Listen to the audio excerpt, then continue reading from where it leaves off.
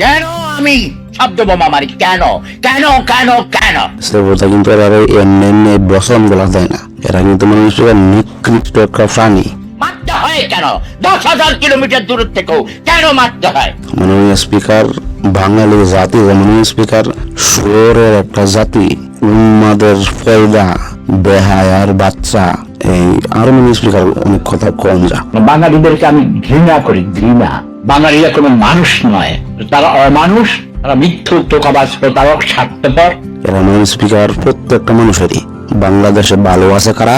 যারা দুর্নীতি করে, যারা সুদের ব্যবসা করে, যারা ঘুষ খায়, এরা মাননীয় স্পিকার ভালো আছে। আমি রাস্তায় একটা কুকুরের বাচ্চা দেখলে, কুকুর দেখলে জড়াইয়া ধরে চুমা দিয়া বুকে নিয়ে চুমা দিতে ইচ্ছে করে। বাঙালির মতো চেহারা দেখলে মনে হয় লাত্তি মেরে দাঁত ভেঙে ফেলে। মাননীয় স্পিকার, কিছু কোয়ার নাই।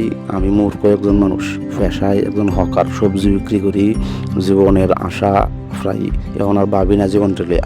আজীবন গরিব, তোরা গরিবেই থেকে গেলি। আজীবন গোলাম, গোলামের জাতেরা, গোলামের বংশধররা, ফকিরের বংশধররা, পরনির্ভরশীল জাতি, তোরা পরনির্ভরশীল থেকে গেলি।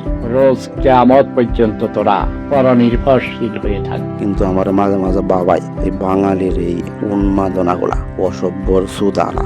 বাঙালি পৃথিবীতে সবচেয়ে নিকৃষ্ট প্রাণী। দেশটাকে শেষ করে ফেলেছে কুত্তার বাচ্চারা। ছোট লোক, গরিব, সব অপদার্থ।